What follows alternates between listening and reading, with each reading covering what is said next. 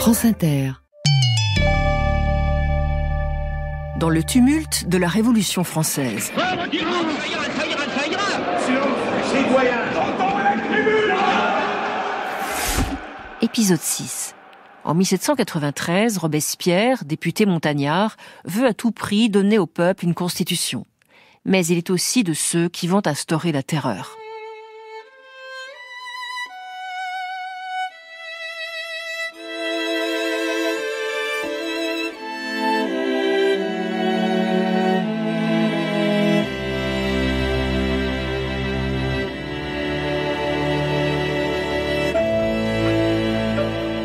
Au printemps 1793, la France vit des heures graves.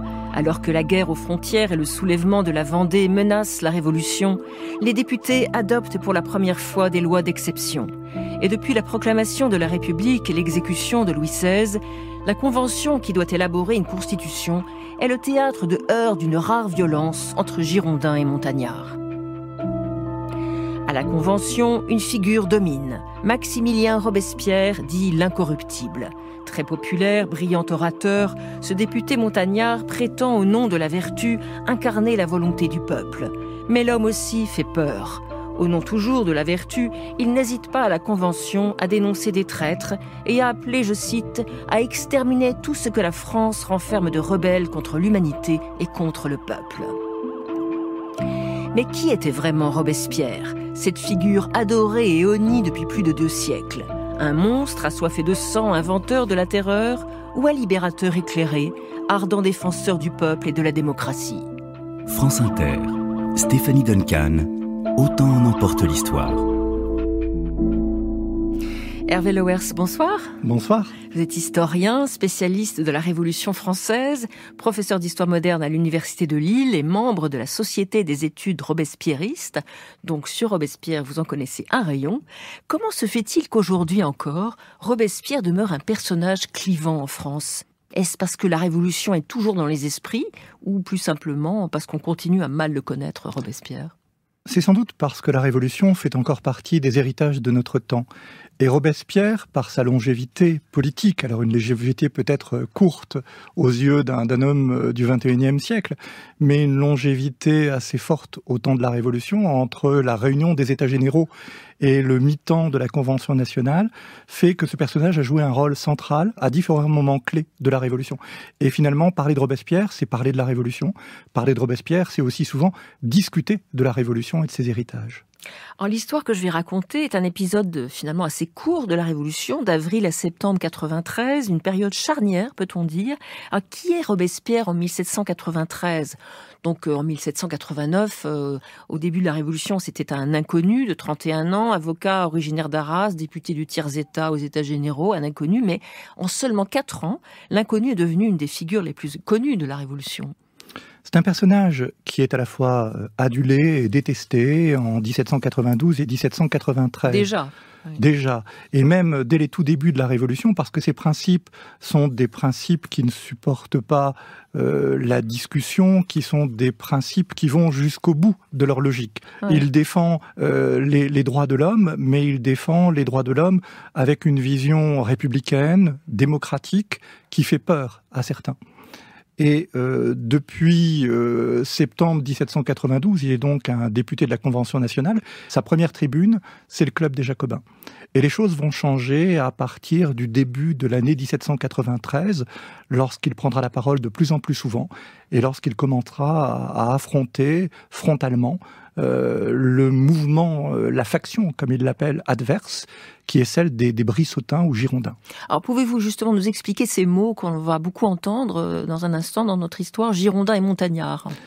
Il n'y a pas de parti politique à la Convention nationale, mais vous avez 2 mouvements qui vont prendre naissance, qui sont des mouvements au contour assez incertain. D'un côté, des montagnards qui vont très vite se désigner comme tels. C'est un peu la gauche. C'est un peu la gauche. Ce sont des démocrates. Ce sont des républicains démocrates. Les Girondins aussi, non ? Les Girondins sont également républicains, mais leurs adversaires les qualifient de républicains aristocrates. Ouais. En fait, ils sont favorables à un système représentatif que les montagnards voudraient limiter le plus possible. Les montagnards sont un peu inspirés par Rousseau et aiment bien donner la parole au peuple.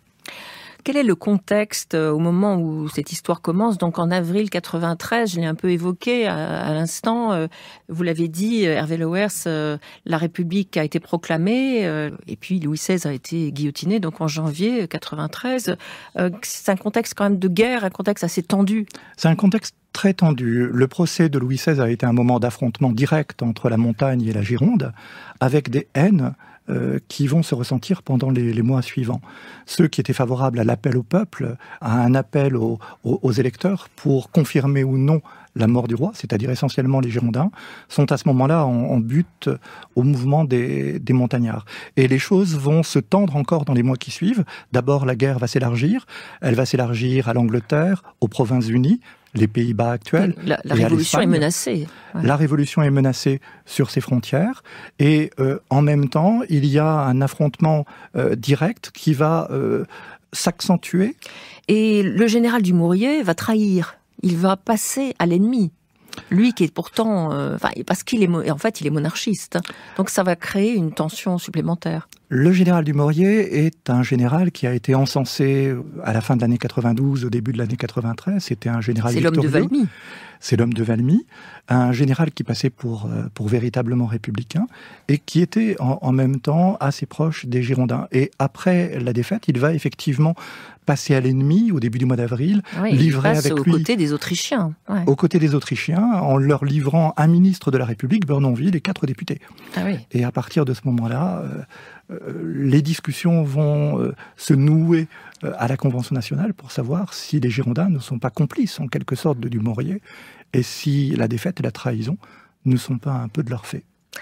Alors Hervé Lewers, on poursuit tout à l'heure cette discussion, si vous voulez bien. Nous partons le 9 avril 1793 à la Convention. Tout de suite, Robespierre ou l'intransigeance de la vertu, un texte de Christine Spianti, écrit spécialement pour Autant en emporte l'histoire. Réalisation Cédric Aussire.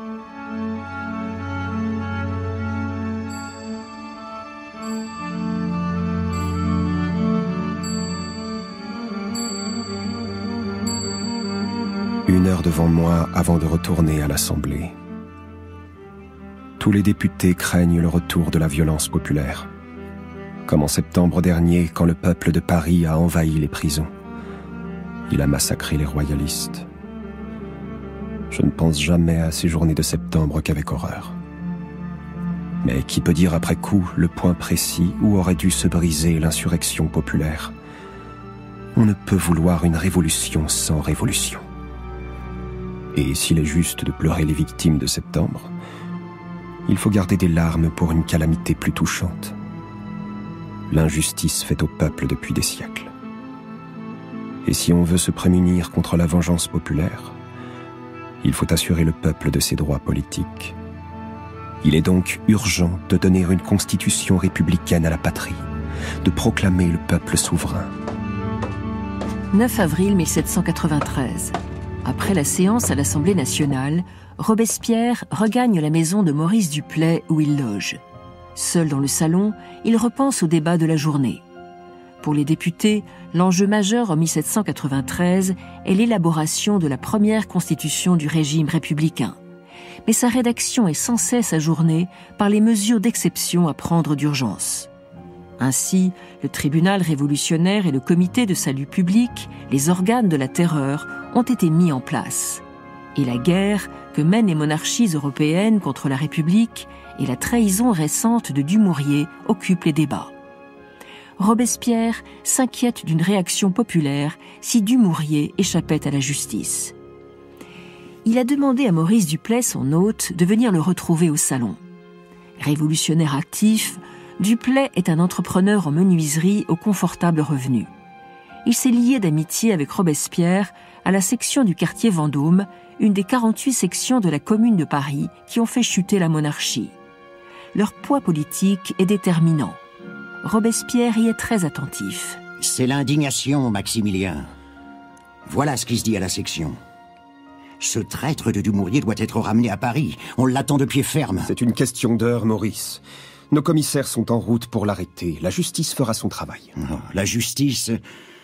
Les honnêtes républicains envoient pétition sur pétition à l'Assemblée pour exiger la fermeté contre les ennemis du bien public. Et quoi? Elles dorment sous la poussière d'une étagère. Ça, tant que les Girondins présideront l'Assemblée. Ils ont soutenu le général traître. Ils abusent de la confiance de la nation. Le peuple est leur souverain. On va le leur rappeler. Et frapper un grand coup. Par la force des armes? Contre l'Assemblée, sans respect pour la représentation nationale? Non, Maurice. Par la loi. J'ai demandé la mise en accusation du Girondin Brissot, l'ami intime de Dumouriez. Ouais, et le président, en bon Girondin qu'il est, il a balayé ça d'un revers de main. Ces Girondins, ils ont osé demander la tête des braves émeutiers du 10 août qui nous ont libérés du tyran. Et ça traite la commune de Paris de fous enragés. Si vous, la montagne, les seuls députés patriotes, vous n'êtes pas assez forts, je te le dis avec franchise, on va se charger de sauver la France, nous. Maurice... L'insurrection ne sert qu'à faire fusiller le peuple de Paris. C'est avec les armes de la loi qu'on combat ceux qui trahissent le peuple, plus de sang. Ça, on ne verse pas notre sang de gaieté de cœur. On voudrait bien vivre en paix et goûter le bonheur de notre révolution. Mais si les députés ne défendent pas le peuple, on le fera nous-mêmes. Après, Maximilien, on ne répond plus de rien. L'Assemblée nationale se compose de 200 députés montagnards, 160 girondins et 389 centristes. Les girondins ont été élus à la présidence de l'Assemblée. Dans l'affaire Dumouriez, des députés girondins sont soupçonnés de complicité avec le général traître, ce qui fragilise leur présidence. Mais après ce que lui a dit Duplay, Robespierre redoute une révolte populaire qui renverserait la Convention et mettrait en péril la République. Il gagne son logement, situé au-dessus de l'atelier de menuiserie. Maigre dans son habit à rayures vertes, très soigné, celui que le peuple nomme l'incorruptible bénéficie d'une grande popularité. Sa chambre est meublée d'un lit couvert d'une étoffe bleue, d'une table et de 2 chaises. Sur les rayonnages s'entassent livres et papiers. Il desserre son ample cravate à jabot et se met au bureau. Il est urgent qu'il prenne la parole à l'Assemblée et désigne les complices de Dumouriez pour les dissocier des autres députés. Du papier, des armes contre les tyrans, des mots contre les intrigants. Voilà comment triompher de nos ennemis. Citoyens, celui qui dit que la majorité de la Convention est complice du traître. Ah, Charlotte. Maximilien, je t'apporte une provision de confiture et de fruits confits. Et je dois te parler, mon cher frère. Augustin ne va pas tarder. On s'est chamaillé, il va te dire les pires choses sur moi. J'arrive toujours à vous réconcilier, Charlotte. C'est pour ça que tu dois venir habiter avec nous. Augustin et moi, nous sommes ta famille. Dans ta position, tu occupes un rang si élevé en politique. Tu dois avoir un foyer. Notre appartement est à 2 pas. Charlotte, Augustin et toi êtes ce que j'aime le plus, après la patrie. Mais les Duplay ont tant de gentillesse pour moi, ce serait ingrat de les quitter. Ah, voilà bonbon. Moi, c'est Augustin, Charlotte. Je suis député de Paris, je te rappelle. Et même si je suis le plus jeune d'entre nous... Je me sauve, ça va mal tourner. Adieu, mes chers frères. Charlotte est d'une... Pardon de t'importuner. Quelle séance aujourd'hui. Les Girondins ont beau dire, Dumouriez a eu leur appui pour devenir ministre. Le plus grave, Augustin, c'est que l'opinion publique accuse toute la Convention d'être complice du traître. Évidemment. Sauvin, l'ami de Dumouriez qui organisait son retour à Paris, relâché. Bonnecarrère, son banquier trafiquant d'argent à la solde des Anglais. J'ai demandé son arrestation et rien. La séance va bientôt reprendre. Ce soir, je vais proposer un décret. Dumouriez dénigrait le travail de l'Assemblée devant son armée. Eh bien, je vais demander qu'on lise tous nos décrets aux soldats. Nous y allons ? Non, Augustin, je ne retourne pas à l'Assemblée, finalement. Quoi ? J'ai vu Duplay. Paris menace de s'en prendre à la Convention. Il faut dénoncer la faction girondine au plus vite, demain. Je dois écrire mon discours. Sois convaincant, mon cher frère. Si la Convention est renversée, plus le gouvernement et les monarchies étrangères auront le champ libre. Eh bien, demain. Défendre l'Assemblée nationale, c'est défendre la patrie. Nous ne pouvons être tous confondus avec les traîtres. Je vais les démasquer, je les connais. Non, messieurs. La Convention n'est pas corrompue. Mais il y a ici une conspiration tramée par les ennemis intérieurs et extérieurs. De Londres à tous les cabinets d'Europe, elle aboutit dans cette enceinte sacrée, sous vos yeux. On feint de ne pas en connaître les auteurs. Si vous voulez bien, je vais lever une partie du voile. Levez-le tout entier, occupons-nous de sauver la patrie. Vous allez les reconnaître. Ils qualifient d'anarchistes les députés attachés à la cause du peuple. De criminels, la Commune de Paris, foyer du républicanisme et des lumières publiques. Et de brigands, ces Parisiens dont ils redoutent l'énergie. Je parle de la faction qui domine la Convention. Et quand Dumouriez a menacé de marcher sur Paris pour rétablir la royauté, il s'est dit « Hé, pourquoi non ?» Il savait pouvoir compter sur elle. Les hommes que j'ai à dénoncer... Allez donc, personne ici n'est corrompu par l'étranger. Sans doute... Où sont les preuves? Sans doute je m'attends à être attaqué. Président, je me tais, je suis en droit d'exiger un peu de patience, étant donné la douleur de se sentir si entouré d'ennemis. Président, demandez le silence et qu'il se taise. On ne peut pas faire ça. Je parle des Vergniaud, Brissot, Guadet, Jansonnet, Pétion, tous les agents hypocrites de la même faction. Et Valence, Sillery, ci-devant comte de Genlis, le duc de Chartres. Je vais donner toutes les preuves d'intelligence de cette faction avec le traître à la patrie. Et si après cela, elle domine toujours l'Assemblée, c'est que mes efforts auront été vains. Mais j'aurais fait mon devoir à la satisfaction de mon âme. Robespierre vient de donner les noms de quelques chefs de file des Girondins. Il donne pour chacun des preuves de collusion avec Dumouriez, ce qui équivaut à une mise en accusation. En désignant des coupables, il pense épargner à la Convention la colère populaire. 2 jours plus tard, au matin du 12 avril, l'atmosphère est tendue à l'Assemblée. Pendant la séance de nuit, un député girondin a sorti son épée. Il disait avoir vu un député, pistolet à la main, prêt à tirer. Dans ce climat de dénonciation où tous s'accusent mutuellement, chacun joue sa tête. Le député d'Eure-et-Loir, Jérôme Pétion, monte à la tribune. Très proche de Robespierre lors des États généraux de 1789, il a depuis rallié les Girondins. C'est lui que Robespierre, dans son discours, a accusé d'avoir aidé Louis d'Orléans, potentiel héritier du trône de France. On m'accuse, moi, d'être le complice de d'Orléans. Est-ce que j'ai eu une correspondance avec lui? Oui. Oui, 100 fois oui. Mais quoi?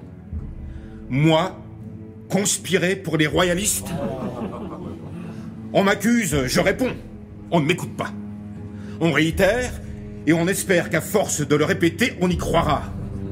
Ma patience est à bout, comment voulez-vous? C'est un système de terreur. Je demande la censure de ces dénonciations.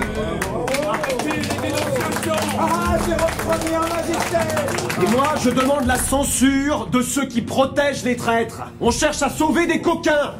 Infâme que vous êtes.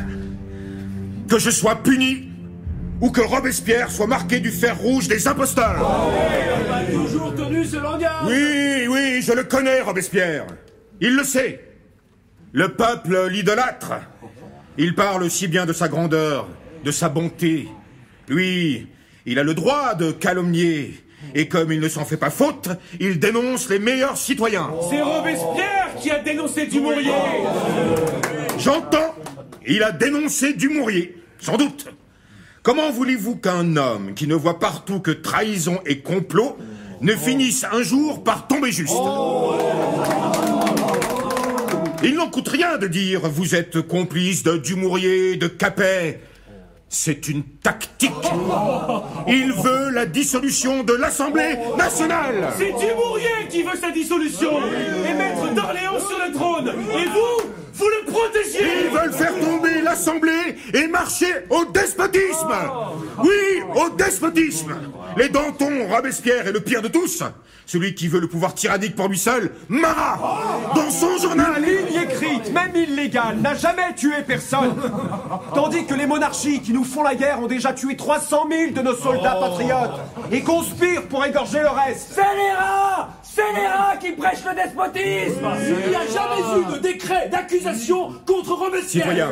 Citoyens, il faut sévir avec la dernière énergie contre de pareils coquins. Ouais. Les Girondins sont des gens comme il faut, et nous, les sans-culottes, sommes la canaille. Ils crient sans cesse « Peuple, levez-vous !» Et quand il sera debout, que lui direz-vous?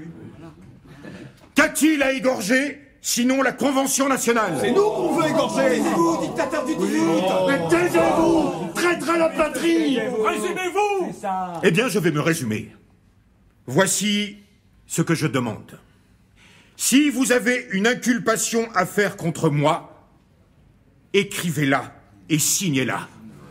Et que les traîtres soient punis. Et leurs complices? Oui, leurs complices et vous-même. Il est temps d'en finir avec toutes ces infamies. Et que les traîtres et les calomniateurs portent leur tête sur l'échafaud. Je prends ici l'engagement de les poursuivre jusqu'à la mort. J'ai exposé des faits. C'est toi que je poursuivrai. Aucun décret d'arrestation n'est prononcé. Et dès le lendemain, le président de l'Assemblée remet à l'ordre du jour la rédaction de la Constitution, ajournée depuis 8 mois. Ce 15 avril 1793, un comité de députés girondins, comprenant Condorcet, lit à la tribune un projet de Constitution. Il prévoit à la tête du gouvernement un conseil exécutif de 8 ministres. Mais pour Robespierre, c'est l'Assemblée nationale élue par le peuple qui gouverne en démocratie. Vers 10 heures du soir, alors que les débats se poursuivent, Robespierre quitte l'hémicycle accompagné de Georges Couthon. À 38 ans, cet avocat député montagnard du Puy-de-Dôme, handicapé par une maladie qui rend sa marche difficile, est un fidèle ami de Robespierre. Il habite également chez les Duplay. Dans sa chambre, Robespierre se met au travail. Le bonheur du peuple est l'unique but d'une constitution. Oui, ce peuple dont les Girondins disent avec mépris, il n'a rien à perdre. L'humble demeure, le modique salaire, pour eux ce n'est rien. Ce ne sont pas des terres, des châteaux, des équipages, mais pour le peuple c'est quelque chose. Et exercer sa souveraineté, sa liberté, ce sont des propriétés sacrées qui doivent être placées à la garde des lois. Voilà ce que doit être une constitution. Le peuple ne veut que le nécessaire, la justice, la tranquillité. Il ne peut qu'aimer l'intérêt général. Les riches prétendent à tout envahir, tout dominer de leur intérêt particulier. Je suis du peuple. C'est de ce côté qu'est la vertu civique. Le sublime dévouement des soldats face aux infâmes trahisons des généraux et face à l'égoïsme insatiable des riches, la patience magnanime du peuple. Pardon, Maximilien, je ne peux pas dormir. Il ne faut pas se le dissimuler. Si la constitution girondine s'impose à la République, c'est la ruine de notre révolution. Où l'on s'aperçoit, Georges, que le nom de République ne suffit pas. Les Girondins veulent une république pour eux-mêmes. Les notables et les bourgeois. Dans leur constitution, les ministres gouvernent et les députés du peuple obéissent. Une république aristocratique, en somme. Ces gens ont une haine profonde de l'égalité, Georges. Et de la démocratie. La République pour eux n'est qu'une forme de gouvernement. Or, démocratie et République sont synonymes. Toute loi doit favoriser l'égalité, sinon ce n'est pas une loi. Là, je ne vois pas de compromis. Comme les Girondins dominent l'Assemblée, leur projet sera adopté... Ce n'est pas encore fait. Je travaille à une constitution qui protège le peuple et le fasse maître de sa destinée. Une république des égaux. Et tu connais la principale inégalité ? C'est la propriété. Le gentilhomme qui a joui des siècles durant d'opprimer 25 millions de vassaux monarchiquement l'a fait au nom de la propriété. Là, ils vont hurler. Non, écoute. Oui, le droit de propriété est inviolable. Et bien sûr, l'égalité des biens est une chimère. Quant au partage des terres, c'est un fantôme créé pour épouvanter les imbéciles. Mais alors? Si on demande à un marchand d'esclaves ce que c'est que la propriété, il dira en montrant des hommes vivants enchaînés « Voilà mes propriétés, je les ai achetées tant par tête, c'est immoral. » Tu ne peux pas faire de la propriété une affaire morale. Et pourquoi non? Si le droit de propriété s'exerce au préjudice de la liberté, de la subsistance, la propriété doit être bornée par les droits de l'homme. C'est ça notre République, Georges. En avril 1793, la situation se dégrade. En Vendée, l'armée royale va de victoire en victoire. Le Royaume-Uni, l'Espagne et la Sainte Alliance des États allemands se coalisent pour restaurer la monarchie en France, massant leurs armées aux frontières. Malgré ces événements, au Parlement, la Constitution anime les débats. Le 24 avril, Robespierre présente un projet de révision de la Déclaration des droits de l'homme. Il innove en créant le droit à l'existence, obligation faite à la société d'assurer la subsistance de tous par le travail ou le secours public. Poursuivant sa mission, le 10 mai 1793, Robespierre expose les principes d'une constitution. Son idée force est qu'elle doit donner à tout citoyen le devoir de s'insurger et les moyens légaux de défendre la liberté publique et individuelle contre le gouvernement lui-même. L'homme est né pour le bonheur et pour la liberté. Et partout, il est esclave et malheureux. La société a pour but la conservation de ses droits et la perfection de son être. Et partout, la société le dégrade et l'opprime. Jusqu'ici, gouverner n'a été que l'art d'asservir le grand nombre au profit du petit nombre. Et la législation, le moyen d'en faire un système. Les rois et les aristocrates ont très bien fait leur métier. À vous maintenant de faire le vôtre, d'accélérer les progrès de la raison humaine et de rendre les hommes heureux et libres par les lois. Un beau discours, Maximilien. Mais pour l'heure, la sans-culotterie voudrait entendre comment la loi va châtier les négociants qui entassent des monceaux de grains et font grimper les prix en organisant la pénurie de blé. On a voté une loi pour la réquisition des grains, le ministre de l'Intérieur ne la fait pas respecter. Mais taper du poing sur la table. Tu sais ce que c'est pour un ouvrier qui gagne 40 sous par jour d'en dépenser 8 pour le pain? Ça ne peut plus durer. Quoi? Il va y avoir des pillages? Non, le peuple de Paris se lève contre les tyrans, il ne s'abaisse pas à détrousser les épiciers. Et pourquoi non? Bloquer le prix du blé? Non, on doit préserver la liberté du commerce. Ce qu'il faut contrôler, c'est l'abus, Maurice. La liberté du commerce. Et pour le brave luron des faubourgs, c'est l'émeute de la faim et la baïonnette qui fait couler le sang. Et quoi? On a détruit cette foutue bande de capets et on va laisser s'élever une tyrannie encore plus odieuse, celle des banquiers et des spéculateurs? Maximilien, Paris n'a que l'insurrection en tête. Je sais, tu es contre. Ah, Maurice, je suis partagé. Quand le peuple est opprimé, il ne lui reste que lui-même pour se défendre, et il serait lâche de lui dire de ne pas se lever. Sinon, la liberté est perdue. S'insurger par amour des lois est légitime, Maurice. Le mois de mai 1793 voit s'exacerber l'opposition entre Girondins et Montagnards, mais aussi la colère populaire. Les Girondins redoutent les sans-culottes, des anarchistes selon eux, et surtout les enragés, les plus radicaux. Le 31 mai, le tocsin sonne appelant à l'insurrection. À 17h, à la barre de l'Assemblée nationale, le comité insurrectionnel de Paris réclame le blocage du prix du pain à 3 sous et l'arrestation de 29 députés girondins, parmi eux ceux que Robespierre a dénoncés. 2 jours plus tard, 80 000 hommes de la garde nationale encerclent la Convention. Les députés girondins sont arrêtés. Assignés à résidence, certains arriveront à s'enfuir. L'Assemblée passe sous présidence montagnarde. Robespierre se remet à espérer l'adoption d'une constitution. 8 jours plus tard, le 10 juin, un comité de députés montagnards, dont Georges Couthon, donne lecture à la tribune d'un nouveau projet. Fondé sur la souveraineté du peuple, il reconnaît la légitimité de l'insurrection et le droit d'avoir des moyens d'existence. Des dispositions inspirées de Robespierre. Le pouvoir politique est confié aux députés qui choisissent les ministres, et les projets de loi sont soumis aux assemblées citoyennes locales. La Convention se lève et applaudit. Et il n'y aura pas eu d'effusion de sang. C'est ce que le peuple attendait de nous. Une constitution sage et populaire. Le plein exercice de sa souveraineté dans la vertu républicaine chère à Montesquieu. Une démocratie où le bonheur de chacun fait le bonheur de tous. L'âme de notre République et l'ouvrage de la montagne. Notre réponse à ceux qui nous traitaient d'anarchistes.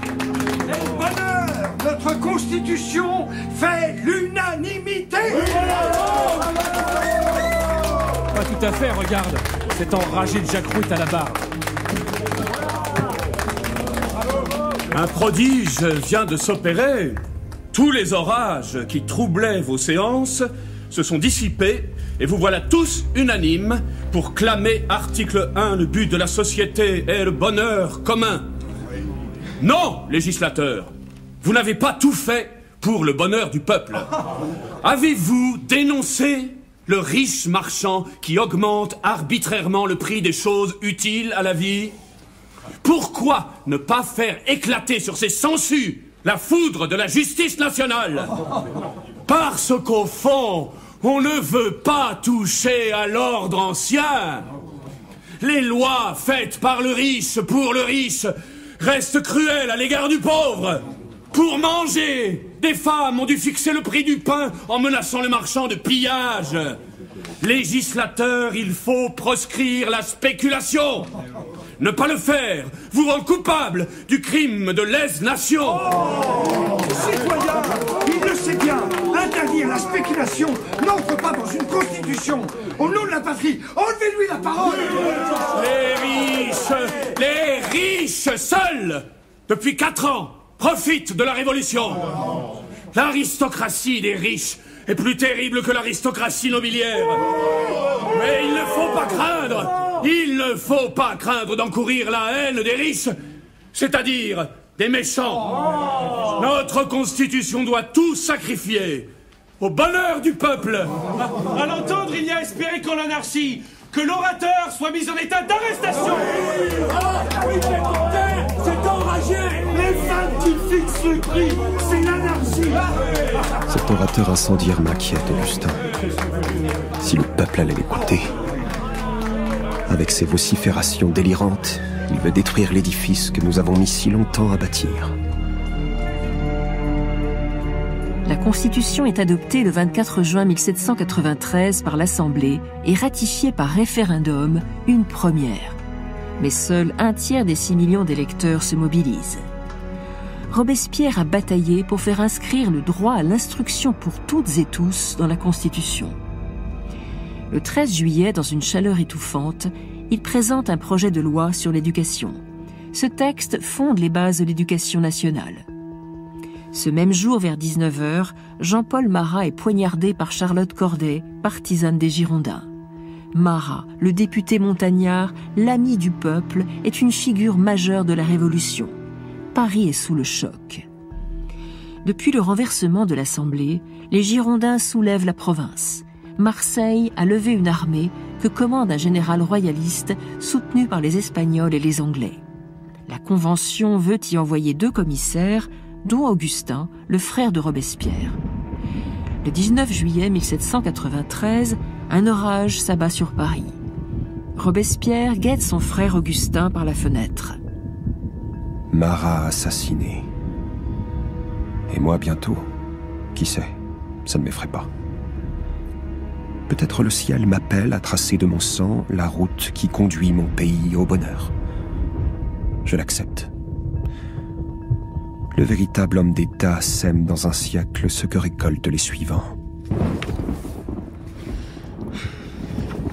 Maximilien, il faut que tu aies un garde du corps. J'y songerai. Ah, Charlotte, je suis épuisé. 4 ans de révolution et toujours le spectacle accablant du triomphe de ce qu'il y a de plus sombre. Un jour, la nation reconnaîtra ce que tu as fait, mon cher frère. Marat va bien entrer au Panthéon. Panthéoniser Marat ? Mais qu'importe à la République. Elle n'a pas besoin de mémoire aujourd'hui. Nous devons encore mourir pour elle. Ne te mets pas en colère. Je voudrais tant te voir heureux, mon cher frère. Le bonheur n'est pas fait pour l'homme ici-bas, disait Rousseau. Il n'y a d'heureux que le bonheur public.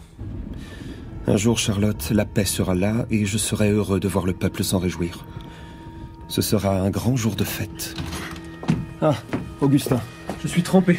Alors, tu pars à Marseille? Oui. Voilà l'ordre de mission du comité de salut public pour rejoindre l'armée d'Italie. Et 6 000 livres pour les frais. Tu pars seul? Je pars avec Ricor. Il emmène sa femme. Alors moi aussi, je t'accompagne. Augustin et Charlotte partent pour Marseille. En juillet 1793, la situation s'aggrave. Les armées républicaines font face à une offensive des monarchies coalisées qui a réussi à percer les frontières. 500 000 hommes ont été mobilisés. C'est le comité de salut public, mis en place après la trahison de Dumouriez, qui organise la défense du territoire. Composé de 3 députés centristes et 6 montagnards, dont Georges Couthon, le comité exerce le pouvoir exécutif et contrôle l'action des ministres. Fin juillet, Robespierre, qui a pourtant toujours refusé les postes de gouvernement, entre au comité de salut public. Ce matin du 3 août, il arrive le premier dans la salle de réunion. J'ai vu tant de traîtres œuvrer contre les intérêts du peuple. Je ne croupirai pas inutile dans ce comité. Si demain je meurs, j'aurai fait mon devoir au nom de l'amour sacré de la patrie. Elle est en danger. J'étais contre la guerre. Mais la guerre est là. 11 armées à diriger, le poids de l'Europe entière, et partout des corrompus, soudoyés par l'or des monarques étrangers ligués contre nous, provoquent des troubles dans nos villes. Après Marseille, Lyon vient de se déclarer ville autonome. Ah bah t'es déjà là. Oh, ce fauteuil roulant, Maximilien, si tu savais. Mais je ne peux plus marcher du tout. Tiens, mon rapport sur la ville de Lyon. La riche bourgeoisie girondine, alliée aux royalistes, a fait guillotiner le maire montagnard Chalier. 3 fois, le couperet est tombé. Tu te rends compte? Ils ont dû l'achever au couteau. On va reprendre la ville. Je pars en Auvergne réunir une armée. Une mission difficile, Georges. Les hommes ne marchent pas à la guerre sans résister. Combien? 10 000. Peut-être 15 000. Mais je les connais. Les Auvergnats, c'est chez moi. La Révolution les a déçus, tu sais. Certes, on a aboli la féodalité, mais la loi oblige les paysans à racheter les droits seigneuriaux. Racheter, tu entends? Un beau songe en somme qui n'a laissé que des regrets. Pire encore. Le malheureux qui n'a que ses bras et sa bêche donne 1/4 de sa récolte au seigneur en vertu de son droit de propriété. Mais je me fais fort de les convaincre. Charlotte et Augustin, comment ils s'en sortent à Marseille? Aucune nouvelle. Ah, Georges, la situation est si grave. Les Piémontais sont en Savoie, les Anglais à Toulon, les Espagnols à Bayonne et les Autrichiens à Maubeuge. Et les Girondins soulèvent les provinces. La tâche est immense, Georges. À l'été 1793, incarcération et exécutions publiques se multiplient à l'ouest et dans le Midi. En août, une grande fête est donnée pour célébrer la nouvelle Constitution. Certains députés voudraient qu'elle soit appliquée immédiatement. Je refuse l'entrée en vigueur de la Constitution. Pas maintenant, pas en pleine guerre. La nation n'a jamais été aussi déchirée. Cela voudrait dire dissoudre l'Assemblée, organiser des élections législatives. Ce serait livrer la France à nos ennemis. Des nouvelles de Charlotte et Augustin? Ah oui, Maurice. Charlotte m'a écrit, ils vont bien, mais ils l'ont échappé belle. Les Marseillais les ont pourchassés. Et ils ont dû fuir à cheval dans la nuit par la montagne. On s'attaque aux représentants de la Convention. Et si on allait nous reprendre notre liberté, à nous, le seul peuple de l'univers qui n'est pas asservi? Faut mettre le grappin sur tous nos ennemis. C'est vrai. Face à leur scélératesse, nous avons trop de clémence. Le tribunal révolutionnaire acquitte des coupables notoires. Ah, je le sais. Je suis juré au tribunal.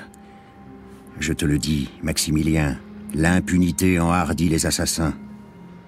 C'est à coup d'échafaud qu'il faut signifier la Constitution à nos ennemis. Maurice, attention, ne cherchons pas à multiplier les coupables, leur nombre n'est pas si grand. Marie-Antoinette et les députés girondins vont être jugés, leurs têtes vont tomber. Oui, il faut faire des exemples, mais après, soyons avares de sang. Eh bien, ils feront quoi s'ils rétablissent la monarchie?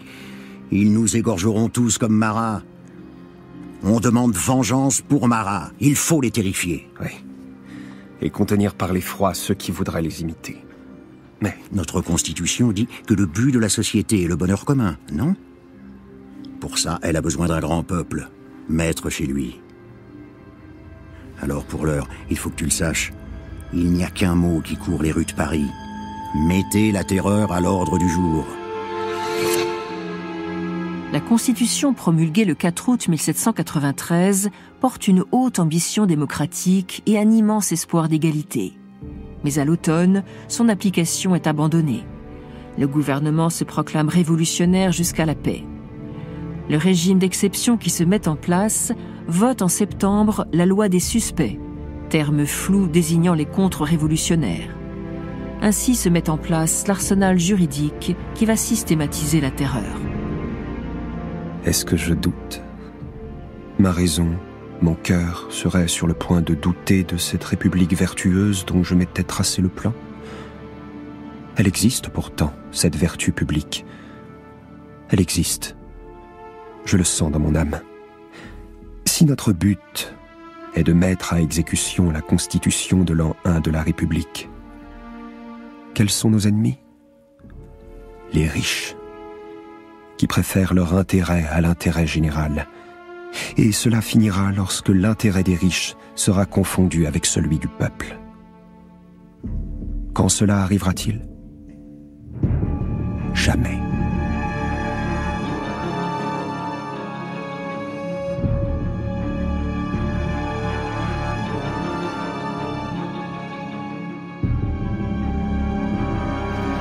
Robespierre ou l'intransigeance de la vertu de Christine Spianti, avec Robespierre Mathurin-Volz, Augustin Robespierre Florian Chocard, Charlotte Robespierre Emma Meunier, Maurice Duplay Jean-Charles Dizazzo, Georges Couton Jérôme Pouli, Jérôme Pétion Jean-Christophe Quenon, Jacques Roux Mathieu Marie et les voix d'Emilien Audibert, Jason Barriot, Romain Blanchard, Arthur Hess et Sébastien Perruque. Bruitage Bertrand Amiel, prise de son, montage et mixage Emmanuel Couturier et Titouan Labarre, assistante à la réalisation Émilie Joquiel, réalisation Cédric Ossire.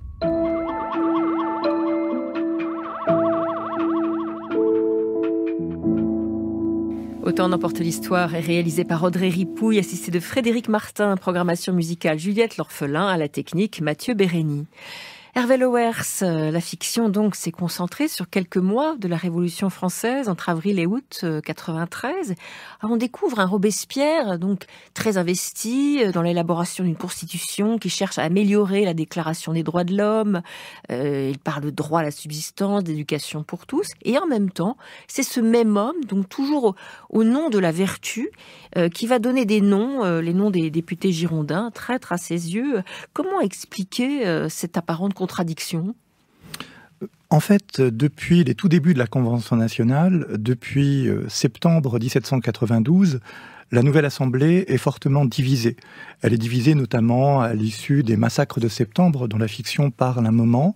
Ce sont ces prisons qui ont été vidées. En septembre 92. En septembre 1792, par les Parisiens, lorsque certains d'entre eux devaient partir aux frontières pour les défendre. C'était des prisonniers de droit commun, mais également des prisonniers pour motifs politiques.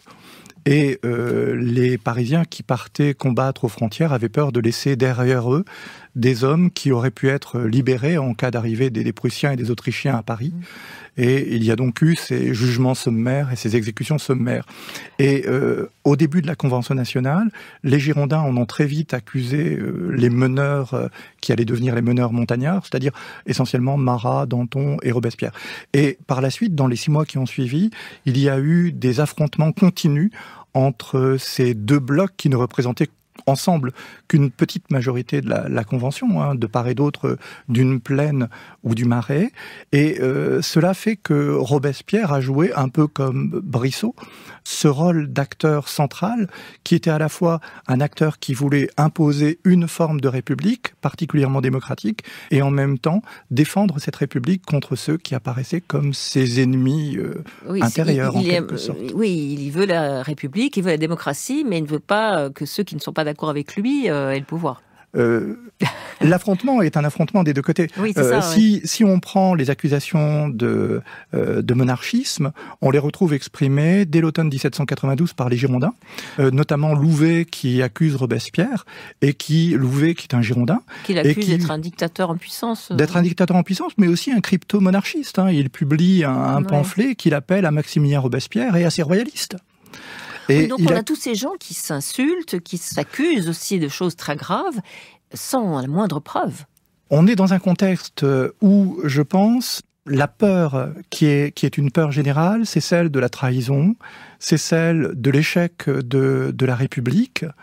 Et cette peur, elle ne donne pas le recul nécessaire pour analyser sereinement la situation. C'est vrai qu'avec 2 siècles de distance, lorsqu'on regarde les débats, ils nous paraissent un peu surréalistes par moments. Lorsque les Girondins accusent Robespierre d'être un royaliste, on n'y croit pas. Lorsque Robespierre accuse Brissot d'être un royaliste, on n'y croit pas. Mais je pense qu'il n'y a pas simplement de la manipulation politique de la part de ces hommes, il y a une frayeur réelle. Alors, donc Robespierre, pour accuser les Girondins, prétend le faire pour donner des gages à la Commune de Paris et ainsi préserver la Convention et protéger la Révolution. Est-ce que c'est crédible ? Depuis le 10 août 1792, il y a un nouvel acteur dans l'histoire parisienne. C'est la Commune insurrectionnelle de Paris qui va jouer un rôle très important à l'automne 1792, qui continue à jouer un rôle important au printemps 1793. La Commune de Paris est sensible au mouvement populaire de la capitale, va à certains moments se faire le porte-parole des sans-culottes, un peu comme les différentes parties de la capitale, ce que l'on appelle les sections de Paris, où les patriotes se réunissent, discutent, pétitionnent et jouent un véritable rôle politique. Et Robespierre est un peu celui qui, à la Convention, est à l'écoute de ce qui se passe dans les sections de Paris, à l'écoute dans ce qui se passe également dans la Commune de Paris, et il se fait un peu l'intermédiaire de ces voix du peuple telles qu'il les conçoit et qu'il transmet au sein de la Convention nationale. Pour Robespierre, exclure les Girondins, donc ils sont exclus en juin, et puis après ils seront éliminés et bientôt exécutés, guillotinés. Est-ce que les exclure, c'est uniquement protéger la Révolution en préservant la Convention, ou est-ce que c'est aussi se débarrasser d'eux pour pouvoir offrir tout le pouvoir aux montagnards ? Non, parce que les montagnards ne sont pas suffisamment nombreux pour gouverner seuls.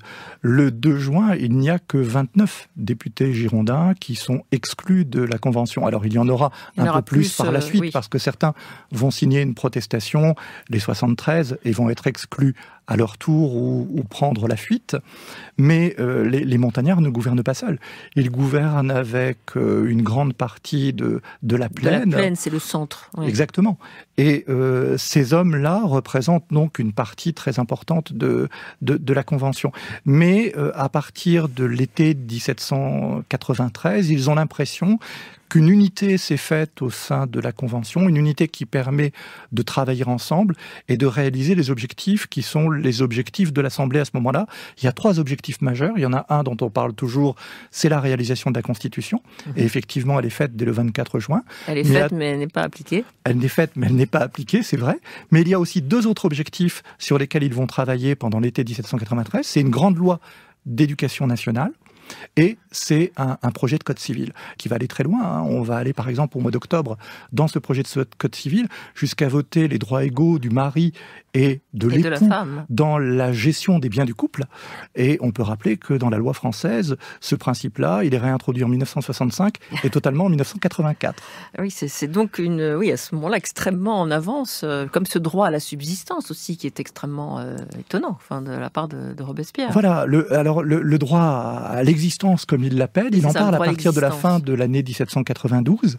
Il va le placer dans sa déclaration des droits de l'homme qu'il présente au mois d'avril, Et c'est effectivement un principe qui va se retrouver ensuite dans la Déclaration des droits qui précède la Constitution de 1793 et qui est l'un de ces grands principes de la République de cette époque. On va assister malgré tout, donc après l'été 93, à une accélération de la terreur avec la loi des suspects, donc en septembre, et bientôt donc l'élimination des députés girondins. La guillotine va marcher à plein régime. Est-ce que le rôle de Robespierre a été décisif dans cette radicalisation ? La radicalisation est progressive, Robespierre en est l'un des acteurs, mais elle commence finalement dès le printemps 1793. Après tout, les Girondins sont déjà là lorsqu'on met en place le tribunal révolutionnaire, lorsqu'on adopte la loi de mise hors de la loi des ennemis de la Révolution, lorsqu'on met en place les comités de surveillance dans les villes.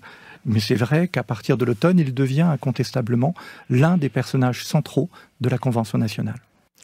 Merci Hervé Lewers. Je conseille la lecture de votre biographie très complète, Robespierre, publiée en 2014 chez Fayard.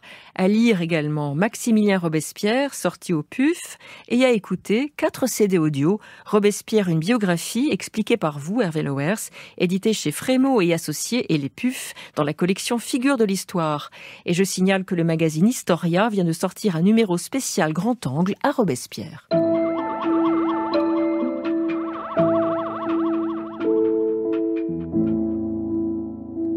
Dans le tumulte de la Révolution française. Poursuivez l'écoute de la série avec l'épisode 7, 13 juillet 1793, Charlotte Corday assassine Marat.